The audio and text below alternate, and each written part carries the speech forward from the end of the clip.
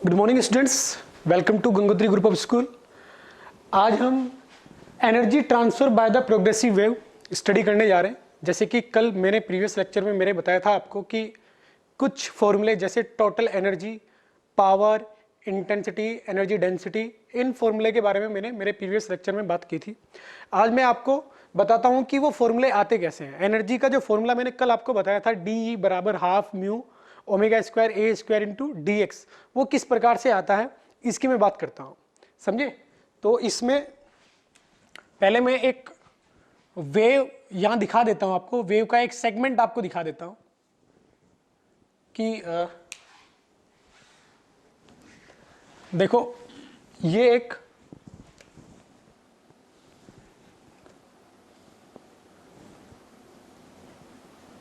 Wave का कोई segment है, क्लियर। ये y एक्सिस और ये x एक्सिस, ये x एक्सिस है, ये वेव का कोई सेगमेंट है।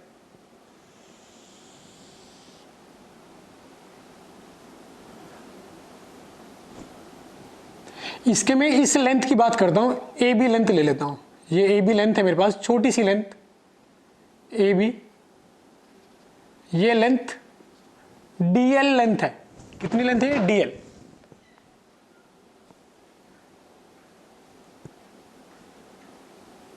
ए के करस्पॉन्डिंग x1 पोजीशन और बी के करस्पॉन्डिंग x2 पोजीशन।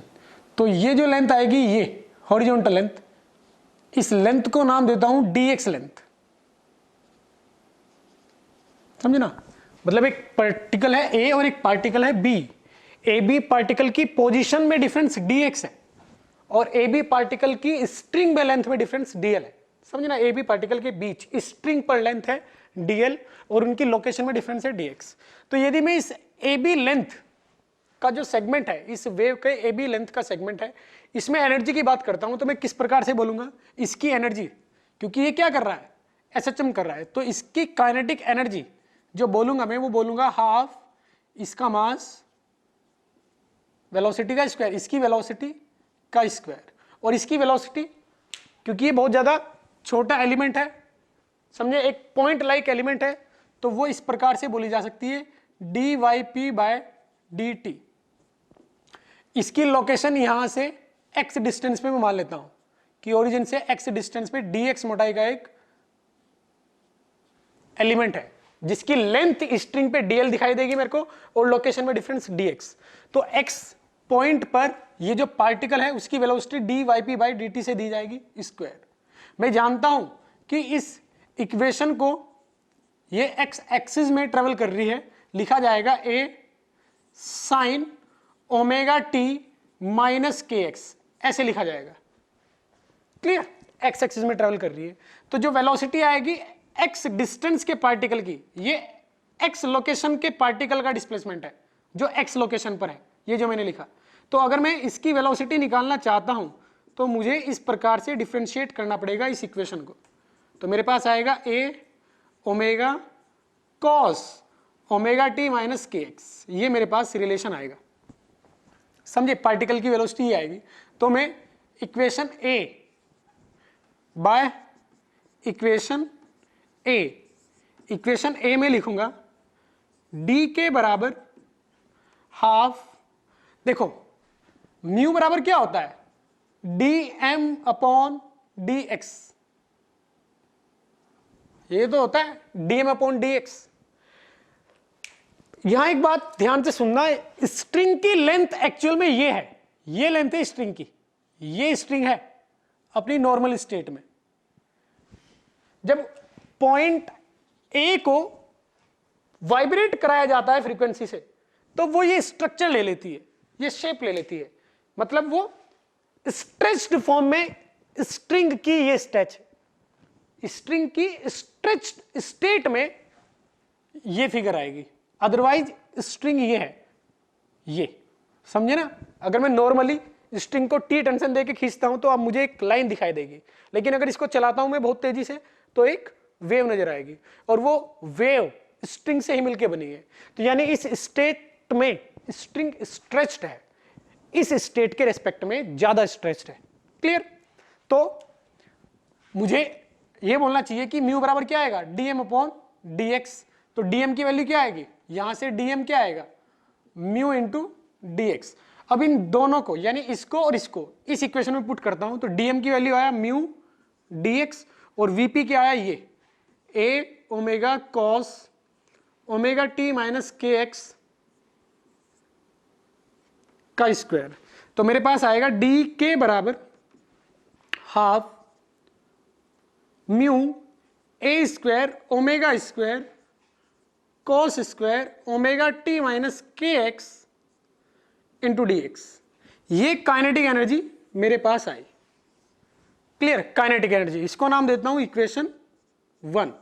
ये इक्वेशन 1 है। अब इस डीएल सेगमेंट में एक तो ये एनर्जी है, समझे, ये निकाली मैंने, कौन सी एनर्जी है, काइनेटिक एनर्जी, स्पीड की वजह से एनर्जी। और एक एनर्जी कौन सी आएगी, क्योंकि इस डीएल एलिमेंट, ये जो लेंथ है ए बी, इसकी नेचुरल लेंथ ये है dx, इसकी नेचुरल लेंथ dx है। ये तो स्ट्रिंग में वेव फॉर्मेशन की वजह से अपनी लेंथ dl बनाया इस सेगमेंट ने, dx से dl। आई बात समझ में। तो यदि मुझे अब पोटेंशियल एनर्जी लिखनी है, जो कौन सी पोटेंशियल एनर्जी है, इलास्टिक डिफॉर्मेशन एनर्जी, उसको मैं बोल रहा हूं पोटेंशियल एनर्जी। समझे ना, इलास्टिक डिफॉर्मेशन एनर्जी, क्योंकि इसकी लेंथ कितनी थी dx, इसको स्ट्रेच किया गया है कितना dl, क्यों, इस फॉर्मेशन की वजह से, वेव ट्रांसफर होने वाले अरेंजमेंट की वजह से।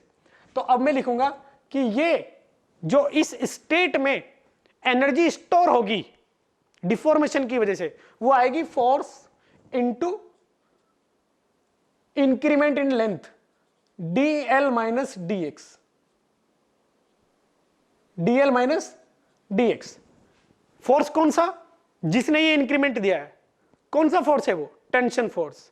रस्सी में जो टेंशन है उसने ये इंक्रीमेंट दिया है, तो टेंशन का वर्क dx से dl तक इंक्रीज करने में आएगा t into this difference dl minus dx। इस एलिमेंट पे बात कर रहा हूं मैं, तो वो होगी इस एलिमेंट की पोटेंशियल, इलास्टिक पोटेंशियल एनर्जी। तो du जो आएगा वो आएगा t dl, इस इक्वेशन में dx से डिवाइड कर देता हूं, तो मेरे पास आएगा dl upon dx minus 1, dx आएगा बाहर। अब जरा ये जो छोटा सा ट्रायंगल है, ये छोटा सा ए बी बी डैश या सी लिख देता हूं, ए बी सी ट्रायंगल, इस ए बी सी ट्रायंगल को यहां बना देता हूं। ये ए पॉइंट, ये बी पॉइंट और ये सी पॉइंट, ये dl लेंथ, ये dx लेंथ। अगर ये एंगल मैं कह देता हूं आपको अल्फा है, तो dl बाई dx क्या आएगा, t sec अल्फा। क्या आएगा, sec अल्फा। sec अल्फा होता है हाइपोटेनस अपॉन बेस, तो dl बाई dx क्या है इस ट्रायंगल में, हाइपोटेनस अपॉन बेस, यानी sec alpha minus 1 into dx, ये आया। क्लियर। अब इसको थोड़ा सा और सॉल्व कर लेते हैं। t sec अल्फा को लिखा जा सकता है 1 प्लस tan स्क्वायर अल्फा की पावर 1/2। अब कुछ बच्चों को ये समझ में नहीं आएगा ये क्या लिखा है, मैंने सिर्फ sec अल्फा को ये लिखा है 1 प्लस tan स्क्वायर अल्फा की पावर 1/2 इंटू dx। ये 1 तो पहले से ही है, मैं जानता हूं क्या होता है, sec स्क्वायर अल्फा बराबर होता है 1 प्लस tan स्क्वायर अल्फा, ये फॉर्मूला है। sec स्क्वायर अल्फा बराबर होता है 1 plus tan square alpha, 1 plus tan square alpha. तो मैंने sec की अल्फा की वैल्यू, इधर रूट आ जाएगा, वो रूट यहां रख दिया। अब we know for small amplitude alpha will be very small.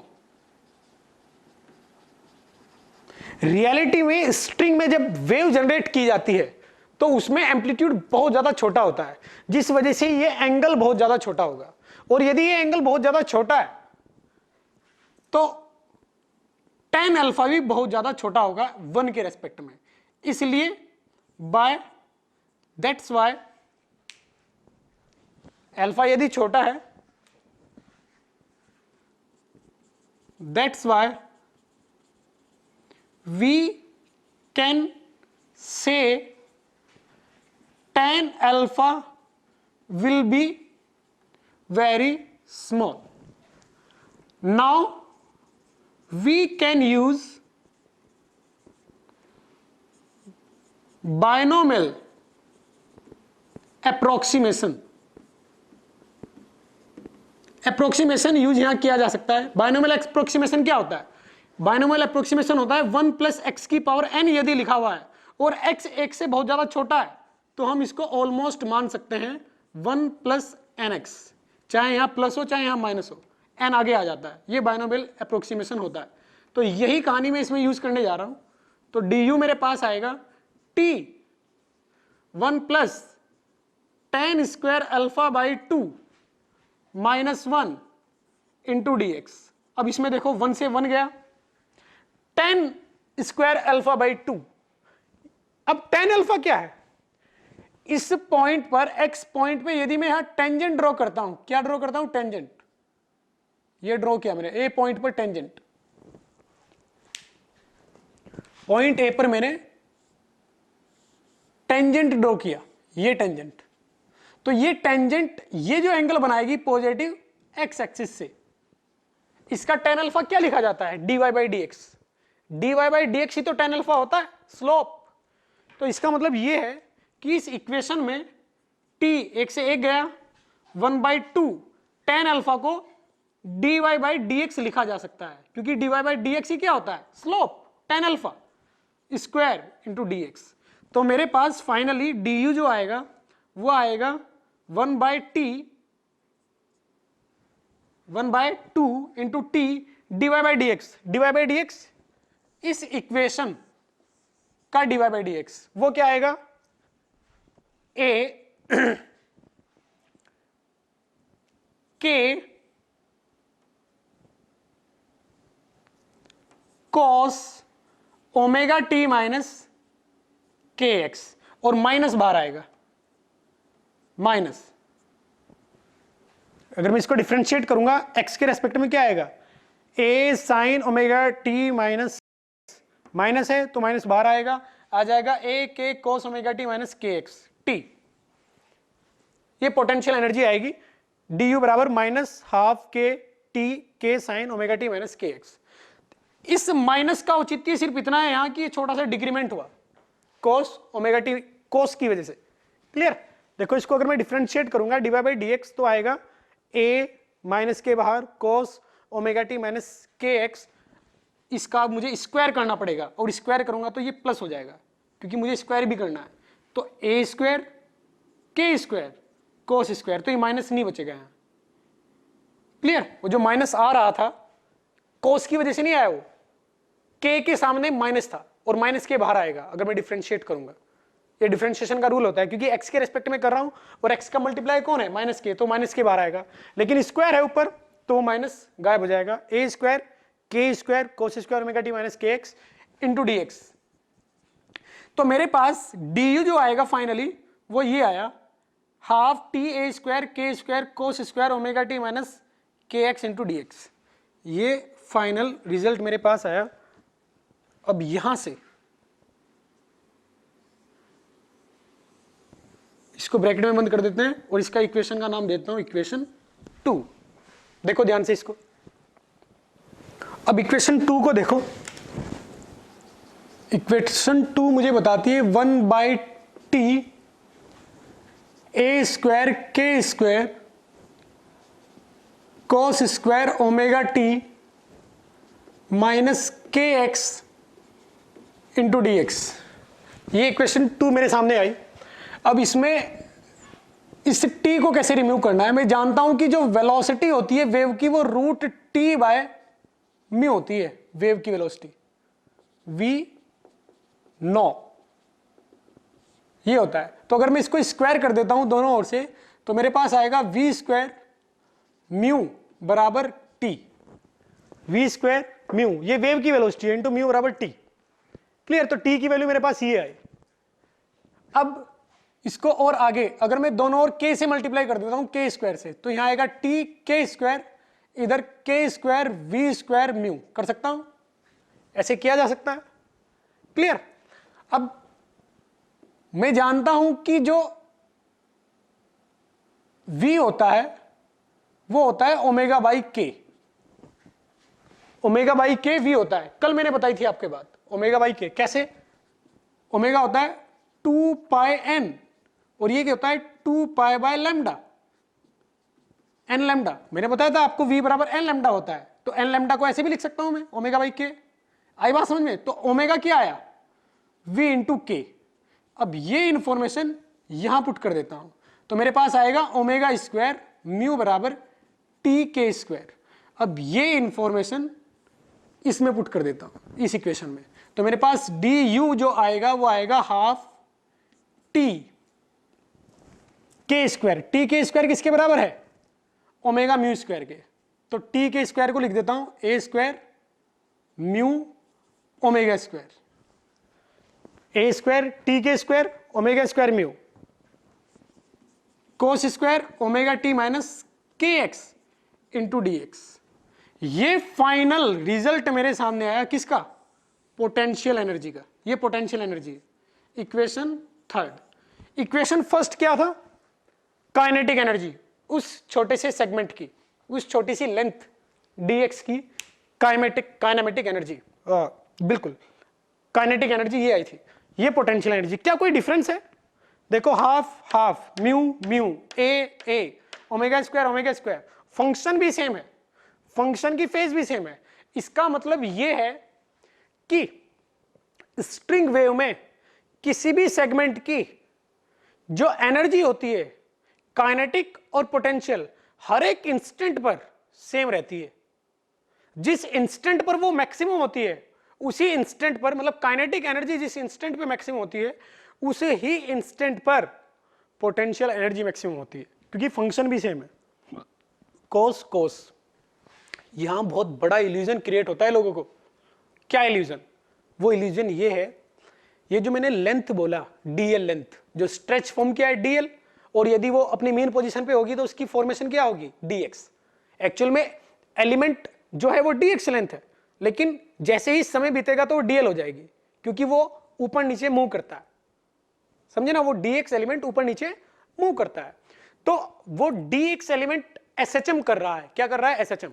और एसएचएम की ये प्रॉपर्टी होती थी कि मेन पोजीशन पर काइनेटिक एनर्जी मैक्सिमम होती थी, पोटेंशियल एनर्जी मिनिमम होती थी। एक्सट्रीम पोजीशन पर पोटेंशियल एनर्जी मैक्सिमम होती थी और काइनेटिक एनर्जी मिनिमम 0 होती थी एसएचएम में। यहां मैं बोल रहा हूं कि ये जो एलिमेंट है डीएक्स एलिमेंट, ये एसएचएम ही कर रहा है, और लेकिन हर एक इंस्टेंट पर उसकी पोटेंशियल और काइनेटिक एनर्जी सेम है। जब मीन पोजीशन पर होगा तो उसकी काइनेटिक और पोटेंशियल दोनों एनर्जी मैक्सिमम होंगी, और जब वो एक्सट्रीम पोजीशन पर होगा उसकी काइनेटिक और पोटेंशियल दोनों मिनिमम होंगी। आई बात समझ में? ये एक यहां बड़ा डिफरेंस है, किसमें? एसएचएम में और इसमें। ये डिफरेंस एक्चुअली इसलिए आया, इस वजह से आया, यहां जो पोटेंशियल वर्ड में यूज कर रहा हूं पोटेंशियल एनर्जी, वो किस टाइप की एनर्जी है? यहां potential energy deformation potential energy है, उसकी लेंथ बढ़ रही है, डीएक्स लेंथ। समझे ना, जो डीएक्स एलिमेंट है उसकी लेंथ थोड़े से समय के बाद डीएल हो जा रही है। तो यानी ये जो पोटेंशियल वर्ड में यूज कर रहा हूं ये इलास्टिक पोटेंशियल एनर्जी है, और जो एसएचएम में हम पोटेंशियल एनर्जी यूज करते थे वो हाफ के एक्स स्क्वायर, वो डिफॉर्मेशन की वजह से नहीं आती थी, वो पोजीशन की वजह से आती थी। तो वो पोटेंशियल एनर्जी और ये पोटेंशियल एनर्जी अलग अलग है, सबसे पहली बात समझे। यहां इलास्टिक पोटेंशियल एनर्जी जो होती है वो एनर्जी हर एक इंस्टेंट पर काइनेटिक एनर्जी के बराबर होती है। इसका मतलब जब भी काइनेटिक एनर्जी मैक्सिमम होगी उस इंस्टेंट पर ही पोटेंशियल एनर्जी मैक्सिमम होगी। ये पॉइंट जो मैंने आपको बताया ये सभी याद रखेंगे, इस पे बहुत अच्छे अच्छे क्वेश्चन थ्योरेटिकल आते हैं। क्लियर? तो अब इसके बाद मैं ये कह सकता हूं by equation third and first, total energy D total वो क्या आएगा? Potential plus kinetic. अगर आप इन दोनों को जोड़ोगे तो आपके पास आएगा mu a square omega square cos square omega t minus k x into d x. ये आपके पास टोटल काइनेटिक एनर्जी आ जाएगी ये। और यदि आप इसका एवरेज निकालोगे, एवरेज एनर्जी निकालोगे, तो इस कोस का एवरेज अगर आप निकालते हो तो वो 1/2 आएगा। कोस स्क्वायर का एवरेज अगर निकालोगे तो 1/2 mu omega square a square into d x. और देखो कल मैंने आपको यही बताया था कि टोटल एनर्जी dx लेंथ की, total energy half mu omega square a square into dx आती है। अगर यहां dx नहीं लिखते हैं, आपसे पूछा जा रहा है कि लेमडा लेंथ की एनर्जी बताओ, तो आप क्या लिख दोगे यहां, लेमडा, लेमडा बाई 2 की बतानी है तो लेमडा बाई 2 लिख दोगे यहां। तो ये एनर्जी आएगी, ये फॉर्मूला आएगा किसका, टोटल एनर्जी का। ये एवरेज निकाला मैंने, और ये फॉर्मूला किसका था, ये इंस्टेंटेनियस एनर्जी, इसमें टाइम और एक्स दोनों आता है। क्लियर, ये इंस्टेंटेनियस एनर्जी है, और ये क्या है, एवरेज, एवरेज एनर्जी। क्लियर, एक dx लेंथ की average energy half mu omega square a square आएगी। और ज्यादातर यदि आपसे पूछा भी जा रहा है कि dx लेंथ की एनर्जी बताओ, स्ट्रिंग वेव में dx लेंथ की एनर्जी बताओ, तो आप यही बोलोगे, क्योंकि वो आपसे इंस्टेंटेनियस नहीं पूछ रहा है। अगर वो आपसे इंस्टेंटेनियस पूछ रहा है तो वो आपको इंस्टेंट देगा, टाइम की वैल्यू देगा कि इस टाइम पर बताओ, तो फिर वो आपसे इस फॉर्मूले के बारे में बात कर रहा है। ये जो डेरिवेशन मैंने आपको बताया, ये डेरिवेशन आपसे कोई नहीं पूछेगा कि इसको प्रूव करो। ये जो पॉइंट मैंने लास्ट में आपको बताया वो इंपॉर्टेंट पॉइंट है, वो बहुत ज्यादा क्वेश्चन पूछे जाते हैं उसमें, एग्जाम में, कंपटीशन में बहुत ज्यादा पूछा जाता है ये पॉइंट। क्लियर, इस पे बहुत अच्छे अच्छे क्वेश्चन बनते हैं। तो आप ये याद रखोगे कि dx लेंथ की जो टोटल एनर्जी आएगी एवरेज, वो आएगी half mu omega square a square into dx। और अब इसके बाद इस टोटल एनर्जी से पावर, इंटेंसिटी, एनर्जी डेंसिटी किस प्रकार से निकाला जाता है, ये मैंने मेरे पिछले लेक्चर में आपको बताया। तो ये कंप्लीट सेगमेंट हो चुका है। ये एनर्जी ट्रांसफर जो प्रूव करना था मुझे कि टोटल एनर्जी कितनी होती है, ये मैंने कंप्लीट किया।